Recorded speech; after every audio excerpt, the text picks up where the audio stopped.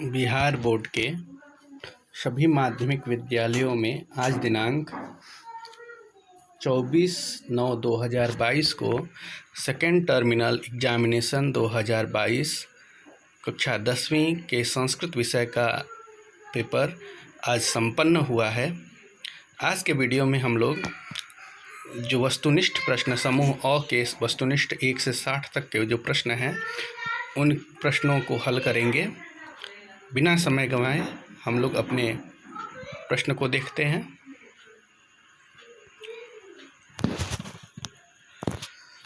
पहला प्रश्न है, वरदाम्बिका षोडश शतके शासनं कुर्वतः अच्युतरायस्य राज्ञी तिरुमलाम्बा नामकं प्रौढ़ं चंपूकाव्यम् अर्चयत्।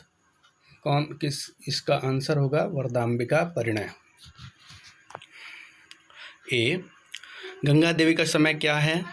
तो गंगा देवी का समय 14वीं सदी है। इसके बाद संस्कृत साहित्य लेखिका पाठः कस्य महत्वं प्रतिपादयति? तो पुरुषस्य दुर्जनस्य महिलायाः सज्जनस्य। तो महिलाओं का वर्णन है।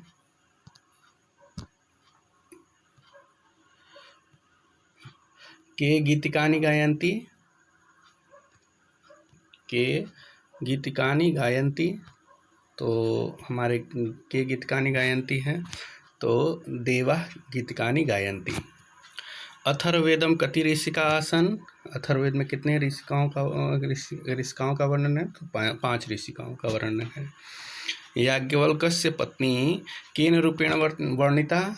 दार्शनिक रूपेण वर्णिता। परा शब्दस्य अर्थः किम् अस्ति? सदा असत्यम असत्यम सत्यम असत्यम डी होगा श्रेष्ठ। इस प्रकार से हम लोगों ने 60 प्रश्न देख लिया है। इयं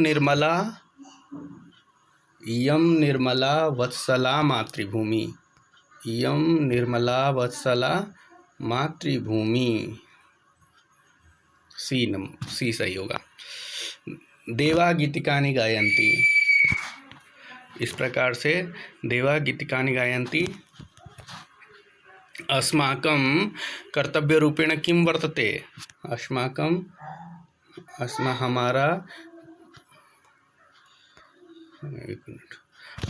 कर्तव्य रूपेण किं वर्तते? तो हो जाएगा राष्ट्रभक्ति। भारत महिमा पाठस्य रचनाकारः कः? भारत महिमा पाठ के रचनाकार कौन है? तो वाल्मीकि हैं। ये जो भारत महिमा पाठ का जो श्लोक है ये रामायण से लिया गया है, इसलिए इस पाठ के लेखक वाल्मीकि को माना जाएगा। भारत महिमायाः आधुनिकी गीतस्य रचनाकारः कः? तो उमाशंकर शर्मा। बी इसके आंसर हो जाएगा 12 का बी। भारतीय संस्कारा पाठे भारतस्य किं रचयति? तो व्यक्तित्वम रचयति। भारतीय संस्कारा पाठ में भारत के व्यक्तित्व की रचना करता भारतीय संस्कारा पाठ। ये है 14वां प्रश्न है। 14वां प्रश्न है आपका तूर्णीयम इत्यर्थः कः? तो तूर्णीयम तुष्णीम है शब्द।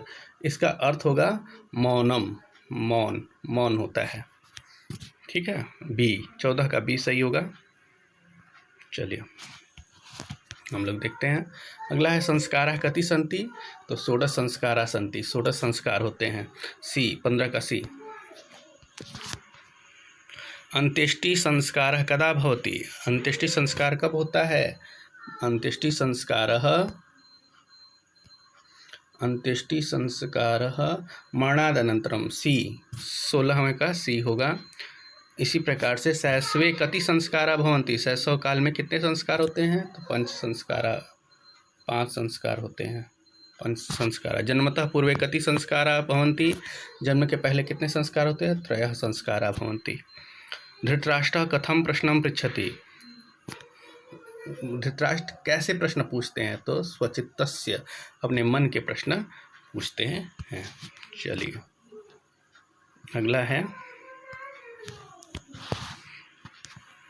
एक मिनट आगे बढ़ते हैं हम लोग। धर्म 20वां प्रश्न है आपके सामने।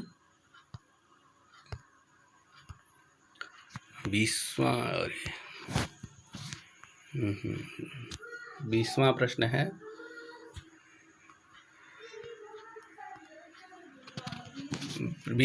है। धर्मः खालिस्थान रक्षते। धर्म की रक्षा की जाती है सत्येन, सत्य से। धर्म की रक्षा सत्य से की जाती है। कस्य प्रश्नस्य उत्तरं विदुरः ददाति। किसके प्रश्नों का उत्तर विदुर देते हैं? दुशासन, कृष्णस्य, अर्जुनस्य। डी है धृतराष्ट्रस्य। धृतराष्ट्र के प्रश्न का उत्तर देते हैं। चलिए आगे। इस प्रकार से पेपर यहाँ पे ऐसे करिए।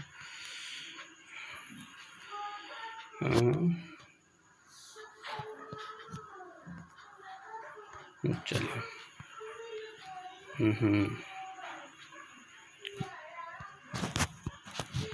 अगला है 22वां नंबर प्रश्न है। भूतिम इच्छता पुरुषेण कति दोषा हातव्या। प्रगति की मतलब भूतिम इच्छता मतलब प्रगति की इच्छा रखने वाले पुरुषों को किन दोषों को मार देना चाहिए? तो 6 दोषा 6 दोष होते हैं। निद्रा, तंद्रा, भयम, क्रोधम, आलस्यम, दीर्घसूत्रता। ये 6 दोष प्रगति की इच्छा करने वाले पुरुषों को मार देने चाहिए। नीति श्लोका पाठ से रचनाकार कह। नीति श्लोका पाठ के रचनाकार कौन है? तो नीति श्लोका जो पाठ है, जो उसके श्लोक हैं, वो महाभारत से लिए गए हैं। तो और महाभारत के रचनाकार हैं महर्षि वेदव्यास। मृजया किम रक्षते। मृजया से किसकी रक्षा की जाती है? तो मृजया से रूप की रक्षा की जाती है। कुलम केन रक्षते। कुल की रक्षा किससे की जाती है? तो कुल की रक्षा वृत्तेन यानी आचरण से की जाती है। अगर आपका आचरण सही है तो कुल की रक्षा होगी, नहीं तो आप बड़े से बड़ा कुल भी नष्ट हो जाता है। पराक्रमः किम हन्ति। पराक्रम से अनर्थम हन्ति। विदुरः का आसीत्। विदुर कौन थे? तो विदुर मंत्री थे। उद्योगिनम पुरुष सिंहम का उपैति। तो लक्ष्मी। उद्योगिनम पुरुष सिंहम उपैति लक्ष्मी।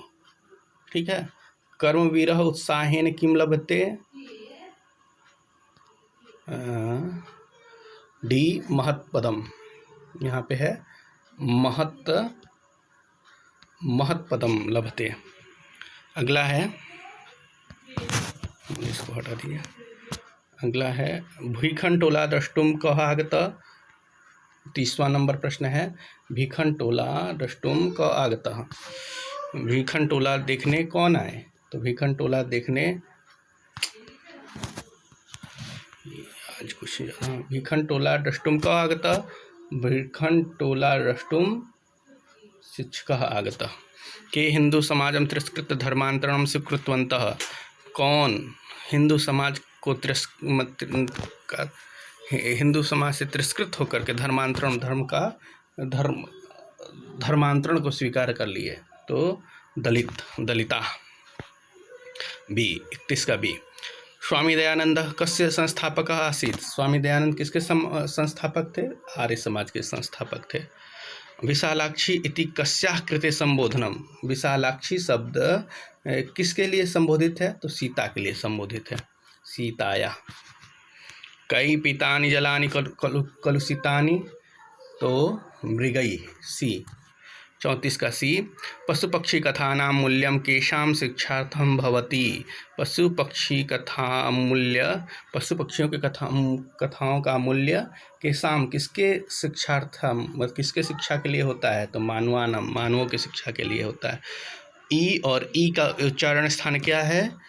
इचु यसानाम तालु। सी।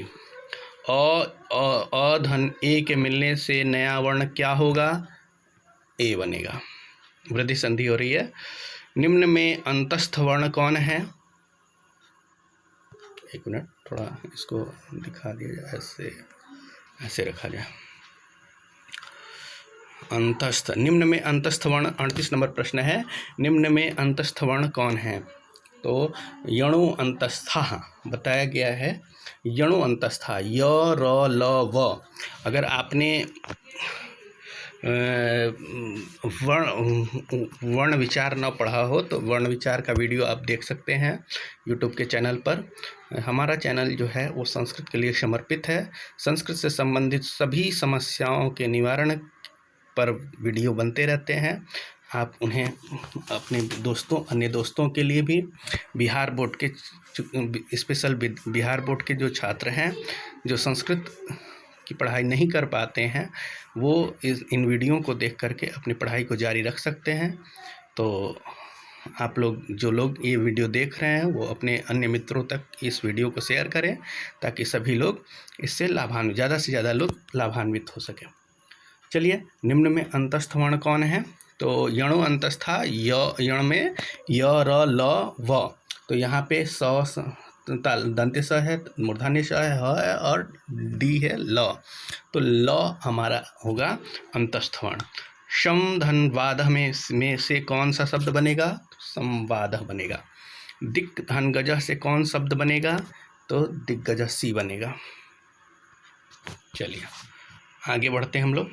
नीरतो अभवत में कौन संधि है?